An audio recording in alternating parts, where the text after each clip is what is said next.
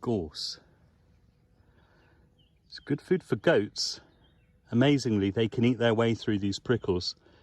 If you're a goat farmer, you probably know exactly how they do that, but to me it just seems like a miracle because they're as sharp as sewing needles, which makes it very hard to pick.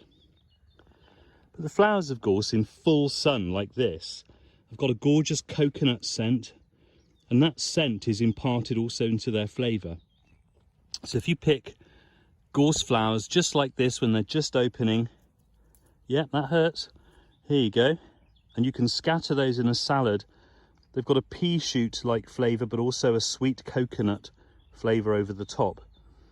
If you pick them from the side of the bush that's not in full sun, you just get the pea shoot flavour. If you want the full sweetness and aroma to come through, you need to pick them from the sunny side of the bush. Bees absolutely love it, as you just saw. They pollinate the gorse and make wonderful honey from the gorse flowers. Lots of other uses for it too. So not only in salads, but you can also pour hot water over the gorse blooms and leave them to steep for a few hours, and then filter it off and sweeten by warming it and adding sugar to make a thick syrup. And you've got a cordial then, which you could use it as a gorse flower syrup over ice cream or sorbet or something like that. Or you can sweeten it, you can dilute it, by the way, not sweeten it, and use it as a summer drink. So you can serve it with ice and maybe a slice of fruit or something like that. Sun's gone in now, that's a shame, it was looking so bright. Let's have a look at this open flower here.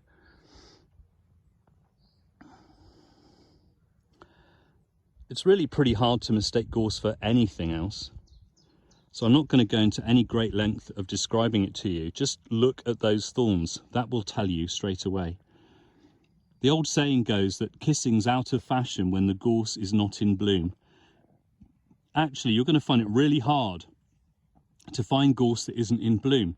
It's rarely in bloom like this. This is the spring big show of flowers that you get when they all come out at once. But there's pretty much blooms on gorse all the year round. So it's a great nectar source for pollinating flying insects. Very valuable from that point of view.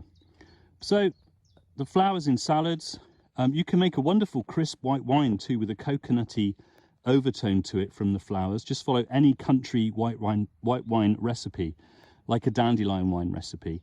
You'll be pleasantly surprised. And also you can make a nice cordial. And you could even turn that steeped liquid into a sorbet. That's another thing. So just follow again a standard recipe for making a sorbet once you've got your gorse flower infused liquid.